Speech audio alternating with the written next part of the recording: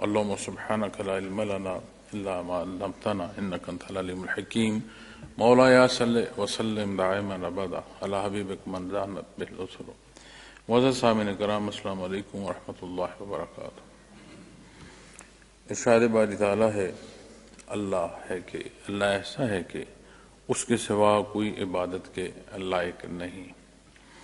یہ آیہ کریمہ آیت الکرسی اسے ارشاد فرمایا گیا ہے حدیث شریف میں، اور سورہ بقرہ سے متعلق نبی کریم صلی اللہ علیہ وسلم کا ارشاد عالی ہے۔ آپ نے فرمایا جیسے کسی شے کی اونچائی ہوتی ہے، بلندی ہوتی ہے یا کوہان ہوتی ہے، تو آپ صلی اللہ علیہ وسلم نے ارشاد فرمایا کہ قرآن کریم کی بلندی سورہ بقرہ ہے۔ پھر سورہ بقرہ میں آپ صلی اللہ علیہ وسلم نے آیت الکرسی کو عظیم بیان فرمایا۔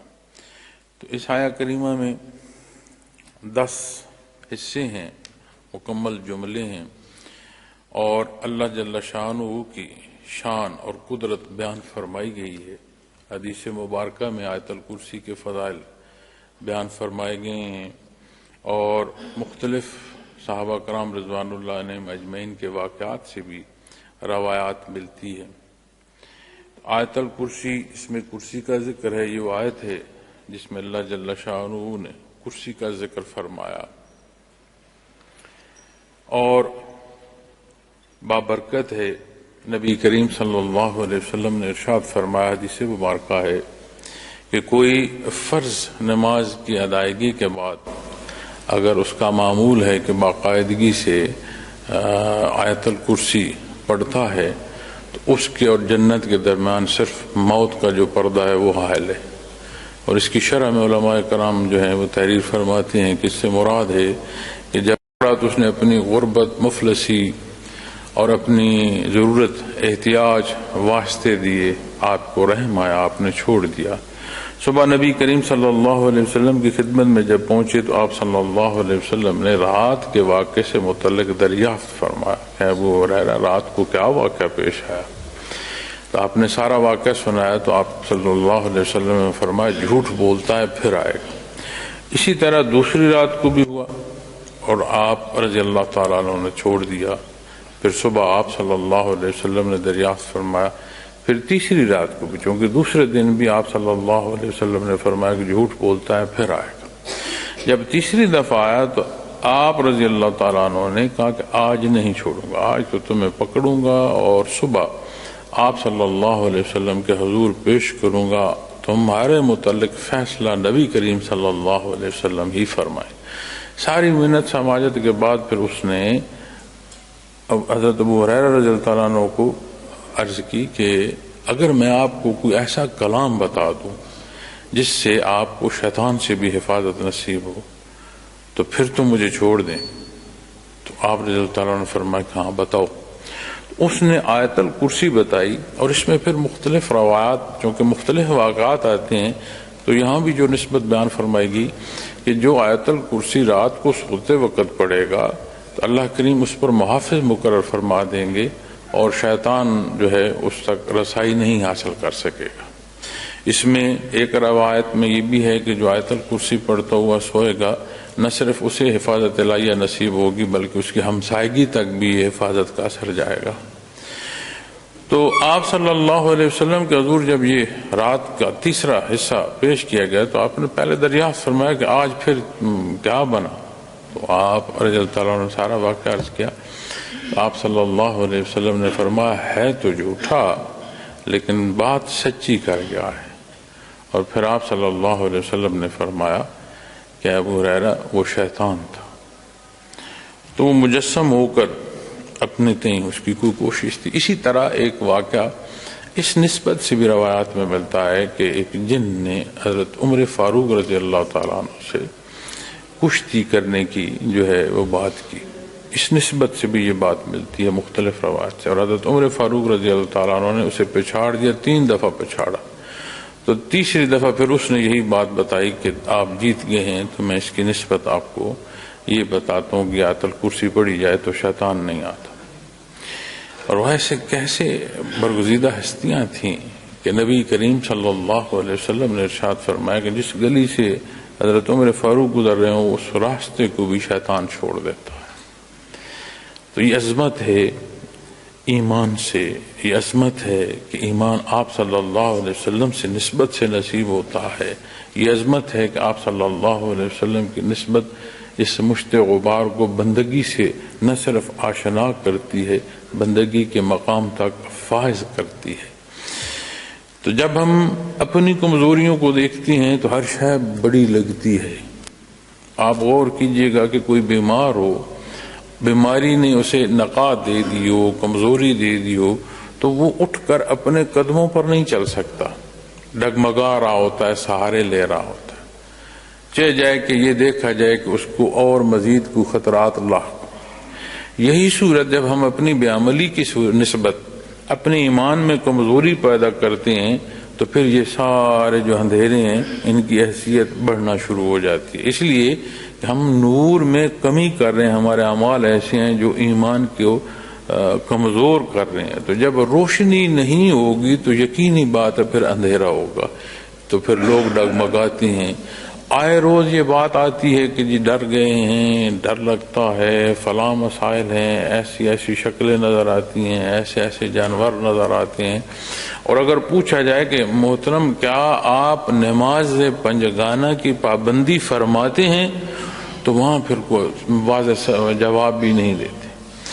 تو اللہ جل شانہ کی شان ہے کہ یہ جو بندگی کی نسبت ہے ان تمام چیزوں سے بندے کو حفاظت کا سبب بنتا ہے کہ جو خطرات لاحق ہیں زندگی میں اس سے حفاظت الہیہ نصیب۔ قرآن کریم نبی کریم صلی اللہ علیہ وسلم کا بہت بڑا معجزہ ہے، اور اتنا بڑا معجزہ ہے کہ عموماً جب معجزات کی بات آتی ہے تو آپ غور فرمائیں، جہاں بھی معجزہ اس کا اظہار ہوا یا قرآن کریم نے اس کے اظہار پر بات ارشاد فرمائی تو اس موقع پر جو ایمان اور کفر کے مابین تضاد ہے اس میں جو حق ہے اس کو واضح کرنا مقصود، لیکن وہ اس موقع پر اس قوم ان حالات میں اور آپ صلی اللہ علیہ وسلم پر جو اللہ کریم نے قرآن کریم نازل فرمایا، روز محشر تک حق و باطل کی تفریق فرماتا رہے گا اور انصاف فرماتا رہے گا۔ جہاں یہ بندے مومن کے لیے راستہ ہے وہاں اللہ کریم کی رحمت ہے۔ اسی کلام ذاتی میں رب کائنات نے یہ آیا کریمہ بھی جو ہے یہ بھی عطا فرمائی ہے، اور فرمایا اللہ اللہ لا الہ الا ہو۔ یہ پہلے حصہ ہے جو ارشاد فرمائے گا، اور اس میں پہلا جو حصہ ہے کہ اللہ اللہ، یعنی وہ اللہ اپنی قدرت کاملہ کے ساتھ ہر لحظے موجود ہے، اس کے ہونے کا اللہ، وہ اللہ اپنی پوری قدرت کے ساتھ قائم ہے۔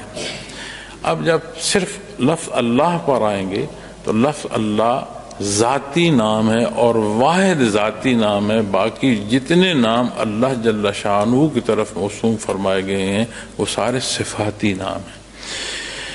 اور اللہ کے نام کا ذکر، اور یہاں جو فرمائے گا اللہ ہے اس جیسا کوئی نہیں ہے، اسی کی شان کا اظہار مقصود ہوتا ہے۔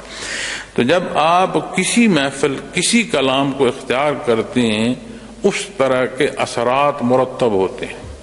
تو جب اس میں ذات پر آپ ذکر کرتے ہیں تو اس میں کیا کیفیات، کتنی اقسام ہوں گی، یہ زبان و بیان سے بات باہر ہے، یہ اللہ بہتر جانتا ہے، یا جسے جتنا حصہ وہ عطا فرما دے، جتنی اس کو سمجھ آ سکے، اسے بیان نہیں کیا جا سکتا۔ ہاں کسی شے کا بھی کوئی بھی جو عمل ہے اس سے ایک رد عمل پیدا ہوتا ہے، یعنی اس کا نتیجہ ہوتا ہے۔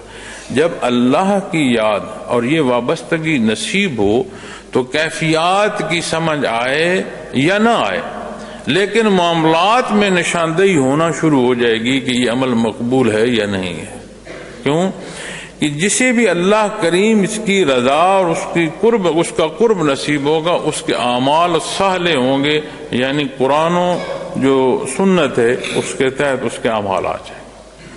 اسی لیے جب تصوف پر وہاں بحث کی جاتی ہے جو صاحب تصوف نہیں ہے تو بعض دفعہ بڑے سخت الفاظ استعمال کر رہے ہوتے ہیں، اور وہ جو دینی علم بھی نہیں رکھتا وہ تصوف کی پرکھ پر جب بحث کرتا ہے، بالعموم بات کر رہا ہوں، تو اسے خطا لگتی ہے، لیکن جب وہ نتائج کی بات کرے گا تو نتائج تو بڑے سادہ سی بات ہے۔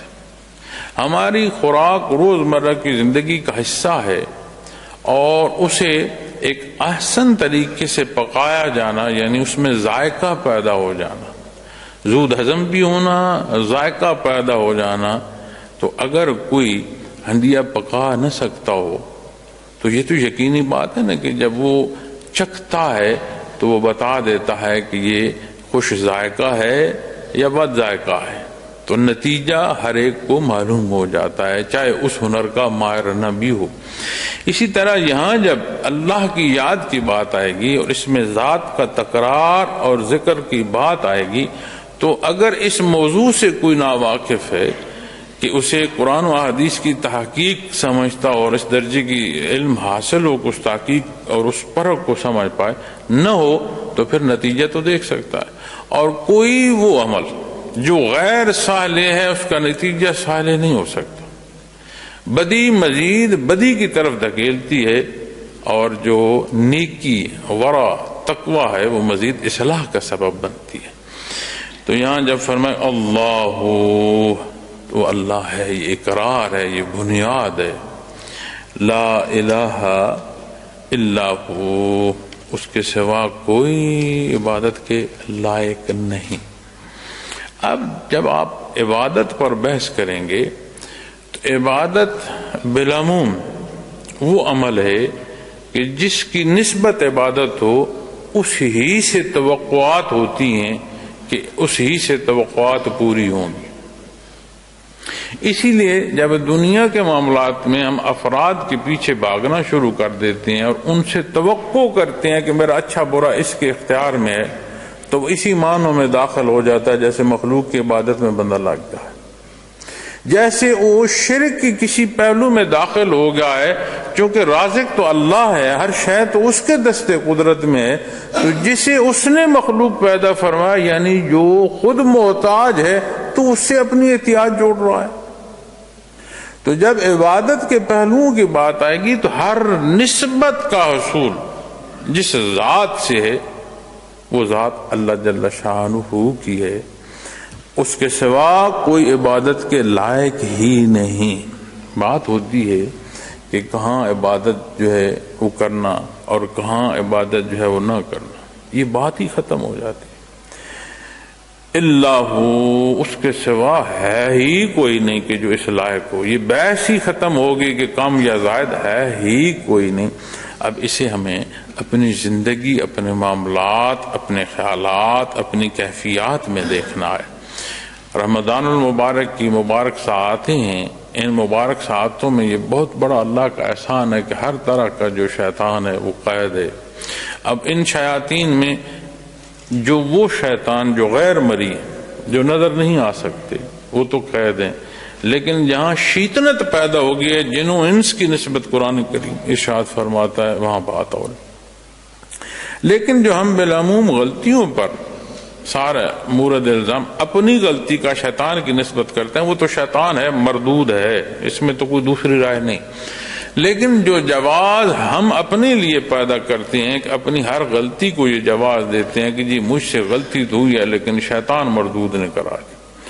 تو سال بھر میں رمضان المبارک وہ مہینہ ہے جس میں بندہ اپنی استعداد کا جائزہ لے سکتا ہے کہ میری اپنی استعداد کا ہے، میں کہاں کھڑا ہوں۔ تو جو اب اس بنیاد کا نصیب ہونا ہے کہ اللہ وحدہ لا شریک، اللہ ہے، اپنی قدرت سے ہے، واحد ذات ہے، کوئی اس جیسا نہیں ہے، اس کے سوا کوئی عبادت کے لائق نہیں ہے، اس نے تمہیں یہ موقع عطا فرمایا۔ تو اس اقرار کے ساتھ اس مبارک مہینے میں پھر جو عمل کر رہے ہو وہاں سے دیکھتے ہوئے نیا خانے دل تک جاؤ کہ کیا سوچیں پیدا ہو رہی ہیں۔ اب سوچ کا پیدا ہونا اس پر گرفت نہیں ہے، کوئی ایسا خیال آ جائے جو غلطی اور خطا کا ہے، اس سے مزید نہ سوچا جائے، اسے مزید کھریدا نہ جائے، منصوبہ سازی نہ کی جائے، اس خیال کے آنے پر کوئی گرفت نہیں ہے، بلکہ وہ غفور الرحیم اس غلط خیال کو عمل تک لانا، اس سے اپنے آپ کو جو روکتا ہے اور اس خیال کو رد کرتا ہے اسے اجر اور ثواب عطا فرماتا ہے، اسے ایک نیکی نصیب ہوتی ہے۔ اسے غلط خیال آیا لیکن اللہ کریم کے حکم کو دیکھتے ہوئے اس نے اسے رد کر دیا، اللہ اس پر راضی ہوتا ہے، نیکی عطا فرماتا ہے۔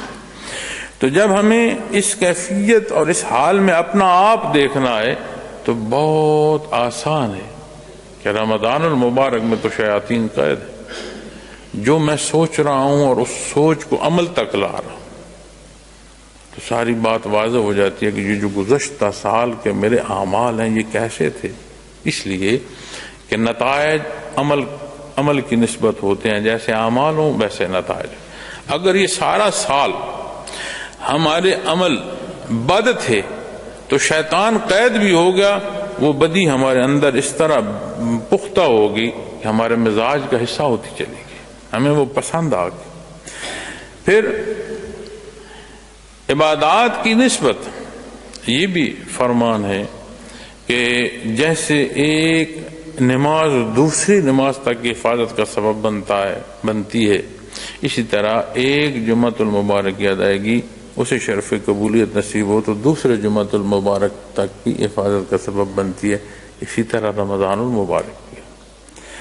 رمضان المبارک کی اس بھٹی سے بندے مومن جب کندن ہو کر نکلتا ہے تو بے شمار اللہ کریم اسے عطا فرماتے ہیں، اجر اور ثواب بے شمار نسبتیں عطا، جن میں سے یہ بھی کرم اور احسان ہے کہ اگلے رمضان المبارک تک اسے ایک حفاظت الہیہ کا بھی سبب نصیب ہوتا ہے۔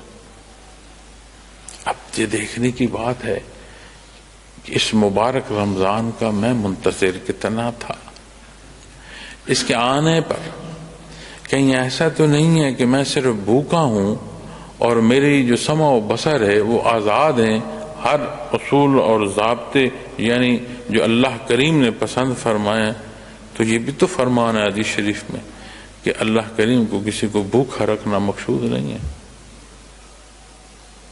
جیسے قربانی کی آیا کریم میں فرمایا گیا کہ اللہ کریم کو وہ گوشت نہیں پہنچتا، تمہارا تقوی یعنی تمہاری کیفیت اور حال پہنچتا ہے۔ تو جب بھوکا رکھنے کو ہی تم گردانو گے تو وہ تو آج تمہیں اپنی طب کہتی ہے، جدت طب کی کہتی ہے کہ تمہارے لیے 12 مہینوں میں 1 مہینہ اپنے معدے کو بھوکا رکھنا صحت کے لیے اچھا ہے۔ وہ تو تیری اپنی اتنے پہلوؤں سے تربیت کرتی ہے کہ تو اپنی زندگی کو سہل کرتا چلا جاتا ہے۔ تو غفور الرحیم ہے، اس نے اس روزے کو جب حکم فرمایا تو اس کے حکم کی تعمیل میں اس نے فرمایا روزہ میرے لیے ہے اور اس کا اجر میں عطا فرماؤں۔ تو بات دنیاوی حصوں کی آئے، بات دینی حصوں میں اجر اور ثواب کی آئے، بات خوشیوں کی آئے، وہ عطا فرما رہا ہے، یہ اس کی شان ہے، اللہ قائم بالذات صرف اللہ کی ہے۔ تو یہ بڑا موقع ہے ہمارے لیے کہ ہم جانچ کریں اپنا آپ، اور وہ ایسا غفور الرحیم ہے صدق دل سے معافی کا طالب تو کوئی ہو، تحب العفو، اسے محبوب ہے معاف کرنا، رحمت کو اس نے اپنے اوپر لازم فرما رکھا ہے، مالک کائنات ہے، قل کائنات، اس نے مخلوق کے لیے رحمت کو لازم فرما رکھا۔ تو جب معافی کے طالب ہوگے تو نہ صرف معافی عطا فرمائے گا، اس معافی کی طلب پر راضی ہو کر اجر اور ثواب بھی عطا فرمائے گا، نبی کریم صلی اللہ علیہ وسلم کا فرمان ہے۔ تو بات کیا پھر بچتی ہے کوئی معافی کا طالب؟ اس کے سوا تو بات بچتی کوئی نہیں، ساری عطا اس کی نسبت ہے، وہ غفور الرحیم ہے، کریم ہے۔ اب جب یہ اظہار فرمایا گیا کہ اس کے سوا کوئی عبادت کے لائق نہیں، تو یہاں دیکھنا ہے کہ میں در در تو نہیں سجدے کر رہا، میرے اللہ نے یہ حصہ بیان فرمایا ہے، تو جہاں اس حصے کا اقرار ہے، اس اقرار کا کہ وہ پختگی اور وہ راسخ ہے میرے اندر اس درجے کا کہ میں جگہ جگہ تو سجدے نہیں کر رہا.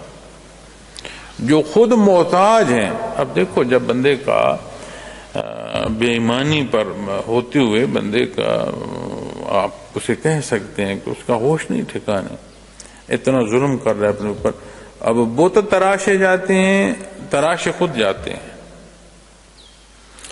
اور اس تراشنے کا وہ پتھر محتاج ہے، اسے کوئی شکل صورت دے کر پھر اس کی آگے سر بسجود ہے کہ میری جو ضروریات ہیں وہ پوری کر. اب یہ بے عقلی نہیں ہے تو اور کیا ہے کہ جو خود محتاج ہے، جسے تو شکل دے رہا ہے، اس سے تو طالب ہے. جب بندہ بدی میں ڈوبتا ہے تو پھر اس درجے کا اندھا ہوتا چلا جاتا ہے. الحی القیوم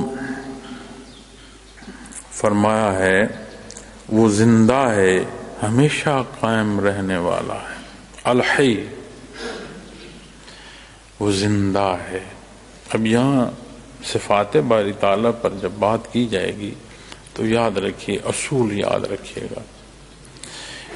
حیات اگر ایک دائرہ ہے تو اس دائرے میں جو زندہ ہے وہ متلاشی ہو، ملے یا نہ ملے.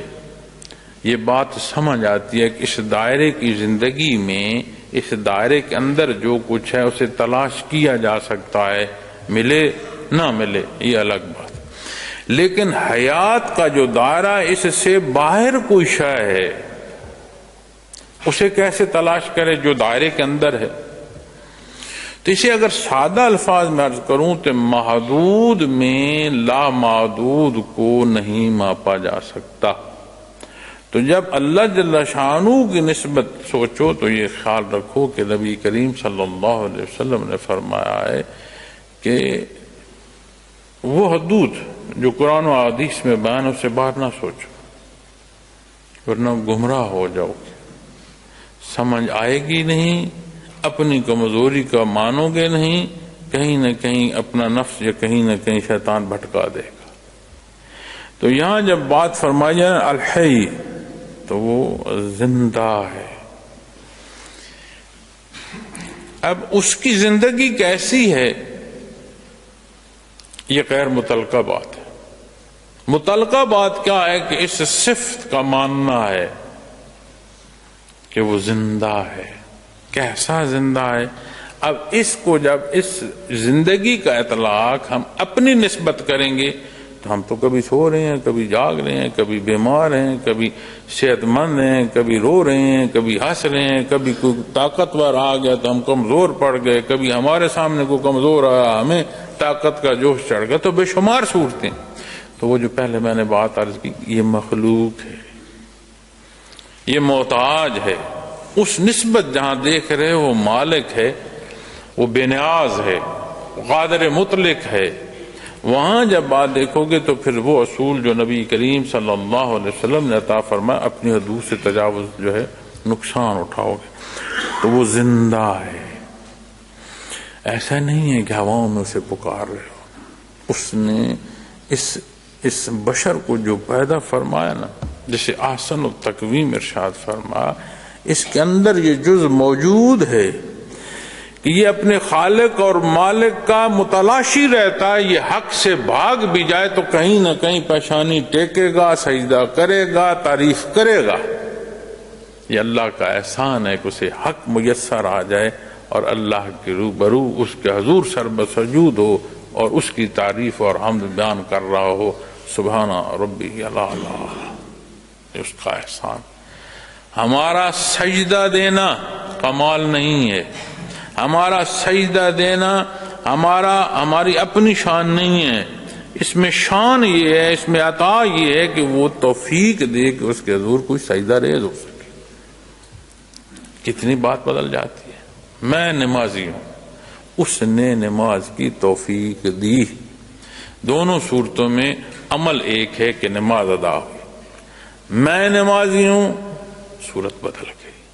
اس نے نماز کی توفیق عطا فرمائی، اصل بات کو پہنچ گئے.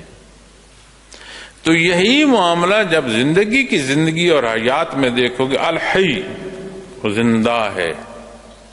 تو تو یہ جو ساری زندگیاں دیکھ رہے ہو اس جیسی تو نہیں ہے، اس کی زندگی تو دوامی ہے، ازل تا ابد۔ اس نسبت سے جو زندگی اس نے عطا فرمائی ہے، کل من علیہا فان، اس فانی جہان میں جہاں ہو اپنی زندگی کی نسبت دیکھو گے تو یہ تو فانی جہان ہے، فنا ہونے والی ہے۔ تو اس زندگی کا استعمال ویسا ہو جو اس نے ارشاد فرمایا، اس کے سوا کوئی عبادت کے لائق نہیں۔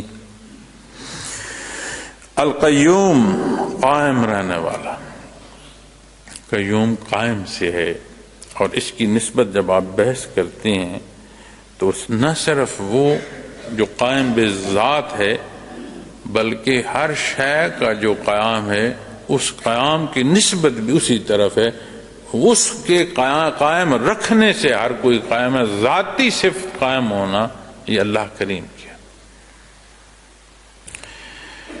تو نہ صرف قائم ہے بلکہ ہر شے کو اس کا سہارا ہے، ہر شے کو اس نے قائم رکھا ہے، ہر شے کا ہونا اس کے حکم سے ہے، اس ہونے کو کب تک کی فرصت ہے یہ بھی اس کی عطا ہے، اور کب کس وجود کو فنا ہے یہ بھی اس کا اختیار ہے۔ اس کی نسبت جب بات آئے گی تو وہ ہمیشہ قائم رہنے والا، یہ صفت ہے ذات باری تعالیٰ کی۔ اب پھر وہی بات، اپنے تئیں ماپو گے تو خطا کھاؤ گے، یہ ماننا کہ وہ ہمیشہ سے ہے، اس ماننے کے ایمان کو پختہ کرنا چاہتے ہو تو ہی تو اس نے تمہیں رمضان عطا فرمایا، تمہیں بنیاد عطا فرمائی کہ کلمہ نصیب ہو، تمہیں انبیاء رسول مبعوث فرمایا کہ تیری تعلیم ظاہری اور باطنی دونوں تجھے نصیب ہوں۔ اسی فرصت، یہ جو زندگی کی فرصت اس نے عطا فرمائی ہے، اس میں نے یہ جو عبادات اس نے مقرر فرمائی ہیں، یہ جو معاملات میں تمہیں اس نے صحیح اور غلط عطا فرمایا، اس پر چلتے ہوئے یہ بات سمجھ آنا شروع ہو جائے گی۔ اس کے خلاف جاؤ گے تو دیکھتے آنکھوں انکار کر رہے ہو، تو یہ اس دھرتی پر یہ شہادت ملتی ہے۔ امام الانبیاء نبی کریم صلی اللہ علیہ وسلم دعوت حق دے رہے ہیں، روح برو اس مبارک آواز کا سننا نصیب ہو رہا ہے، اور قرآن فرماتا ہے میرے حبیب یہ بہرے ہیں، یہ نہیں سنتے۔ آپ جلوہ افروز ہیں صلی اللہ علیہ وسلم، اور قرآن فرماتا ہے میرے حبیب یہ اندھے ہیں، یہ آپ کو نہیں دیکھ پا رہے۔ تو جب ہم اپنی نسبت دیکھیں گے تو یہ اعمال اللہ کی عطا ہے کہ یہ مبارک ساعتیں اس نے عطا فرمائی، اس میں یہ عشرہ جات اس کی عطا، اس کا کرم ہے، اس میں پھر آخری عشرے کی برکات، اتنی رعایت اس میں لیلۃ القدر عطا فرما دی۔ تو ان کو، ان شب و روز کو بالعموم نہ سمجھیں، جہاں دن آیا ہے تو گزر گیا ہے، رات آئی ہے تو گزر گئی ہے، ایک دن زندگی کا اور گزر گیا، نہیں، دن تمام ہوگا، فرصت اختتام کو رواں دواں ہے، ہر کوئی اپنے اس عارضی اور فانی جہان سے اختتام کو رواں دواں ہے۔ تو قائم بذات اس کی ہے، وہ ہمیشہ قائم رہنے والا ہے۔ تو ہر شے کو جو اس نے قیام دیا، اس میں کسی شے کا کمال ذاتی نہیں، اس کی عطا ہے، قائم بذات صرف اللہ کی ہے۔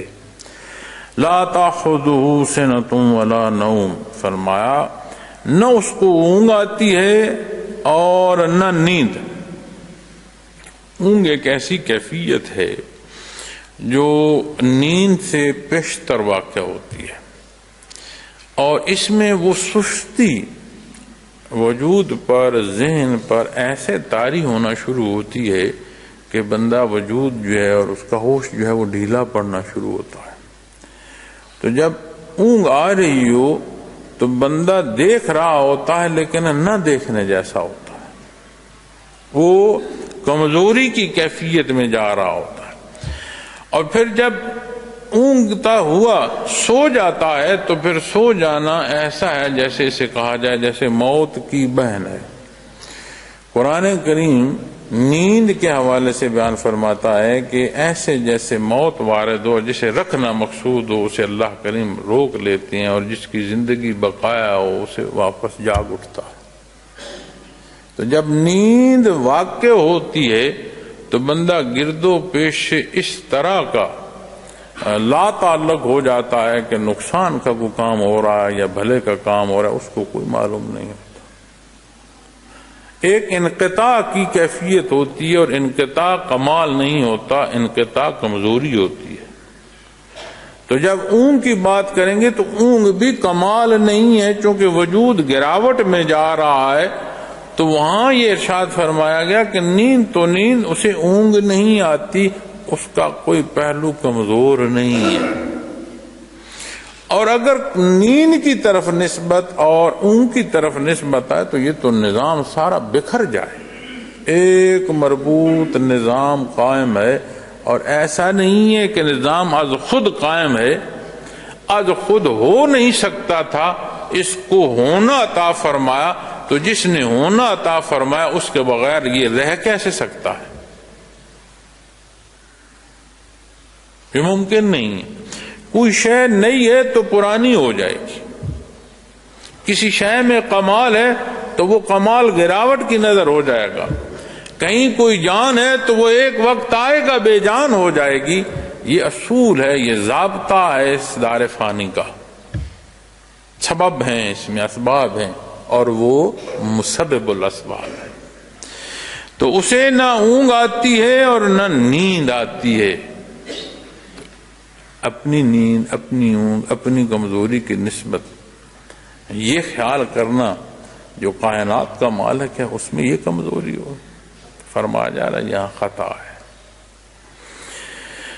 نہ اس کو اونگ آتی ہے نہ نیند، پورا نظم جو ہے اس میں کوئی کمزوری پیدا نہیں ہو سکتی، کوئی پتا ہوا کے سپرد نہیں ہو سکتا اپنی ٹہنی سے ٹوٹ کر کہ جب تک اس کا حکم نہ ہو،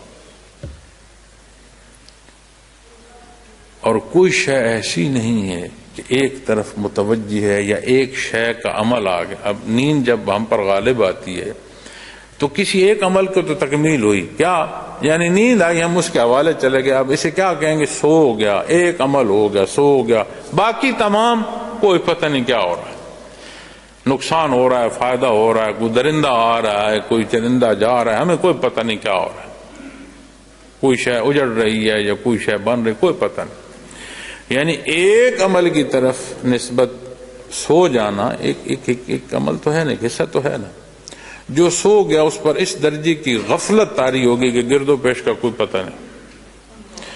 اور اللہ جل شانہ کی ذات وہ ذات ہے جس کی قدرت ہمہ وقت ہر شے پر ہے، اس میں کوئی کمزوری نہیں ہے۔ ولا نوم، نہ نیند، لہو ما فی السماوات وما فی الارض، اسی کا ہے سب جو کچھ آسمانوں میں ہے اور جو کچھ زمین میں ہے، مالک ہے ہر شے کا، خالق ہے ہر شے کا، مالک ہے ہر شے کا، ہر شے نے، قرآن کریم بیان فرماتا ہے ہر شے نے لوٹ کر اس کے حضور پیش ہونا ہے، اس کی ذات ہر جگہ ہر لحظے موجود ہے۔ نبی کریم صلی اللہ علیہ وسلم کو قرآن کریم میں مخاطب کر کے بیان فرمایا گیا آپ کی عبادات کے لیے، اس وقت اللہ کریم آپ کو دیکھ رہے ہوتے۔ تو محترم سامعین کرام، جو کچھ ہے، اب جب وسعتوں کی بات آتی ہے نا، آسمان زمین، تو ہمارے سامنے زمین ہے، کہیں مٹی ہے، کہیں پتھر ہے، کہیں پہاڑ ہیں، سنگلاخ چٹانیں ہیں، کہیں صحرا ہے، کہیں سمندر کے کنارے ہیں اور کہیں سے دریا گزر رہا ہے، بے شمار پہلو زمین کے ہم دیکھتے ہیں، لیکن جس زمین کو دیکھ رہے ہو اسے بھی کلی طور پر نہیں جانتے۔ یہ جو سبزہ ہم روز دیکھتے ہیں ہمارے نزدیک عام سبزہ ہے، حکیم آتا ہے وہ کہتا ہے یہ تو وہ جڑی بوٹی ہے فلاں بیماری کا مجرب ارجال ہے، اس جیسا تو اور علاج ہے کوئی نہیں، ہمارے نزدیک کیا ہے ایک سبز ہے۔ اور ایک حکیم آتا ہے ہم سے بہتر جانتا ہے، اس کا شعبہ ہے، وہ کہتا ہے دیکھو اس پتے سے تو فلاں بیماری کا علاج ہو جائے۔ تو جو کچھ اس ارض و سما میں جہاں ہم رہتے ہیں، ہم کہتے ہیں ہم دیکھ رہے ہیں، ہمارا دیکھنا دھوکہ کھا جاتا ہے۔ اس میں جو کچھ ہے اس کا مالک اللہ ہے۔ تو ہم تو زمین کو دیکھتے ہیں، تو زمین کی تہوں میں جاؤ، سطح زمین سے ہم واقف نہیں، سطح زمین کے ایک ذرے سے کلی طور پر ہم واقف نہیں۔ ہم کہتے ہیں کہ میں اس کا مالک ہوں، چند روز بعد وصیت لکھی ہوتی ہے بطور توارث یہ فلاں کو مل رہی ہے، تو پھر جو ہماری ملکیت کہاں گئی؟ نبی کریم صلی اللہ علیہ وسلم کا ارشاد پاک ہے، آپ صلی اللہ علیہ وسلم نے فرمایا بندے کا وہ ہے جو کھا لیا، اس نے پہن لیا، ہٹا لیا، یعنی جو اس کا استعمال ہے وہ بندے کا ہے، باقی تو وارثوں کا۔ تو جس دنیا کی نسبت ہم حق کو چھوڑتے ہیں وہ فرما رہا یہ اللہ کی ہے۔ اب جہاں ہم اپنی زندگی کو دیکھیں، کسی کے اختیار کو دیکھیں، دنیا کی کسی ملکیت کو دیکھیں، یہ کلی نہیں ہے، اس کی عطا ہے، کس کو کتنی کس وقت تک عطا فرما رکھی ہے یہ مالک کے اپنے فیصلے ہیں۔ اب یہ بات اگر سمجھ آ جائے نا، لہو ما فی السماوات وما فی الارض، تو یہ جو ہم ایک دوسرے کی گردنیں کاٹ رہے ہیں نا دنیا کے لالچ میں، یہ بندہ چھوڑ۔ حق گوئی میں ہم نا حق کی آمیزش کر رہے ہیں، اپنے کمالات کو اجاگر کرنے کے لیے ہم چھوڑ۔ معاشرے میں اپنی ذات کو منوانے کے لیے پوری قوت سے اپنی زندگی کی فرصت جو ہے اسے ضائع کر رہے ہیں، یہ ہم چھوڑ دیں۔ بات کسی کی بھلائی نہیں ہے، بات اللہ کے حکم کی ہے۔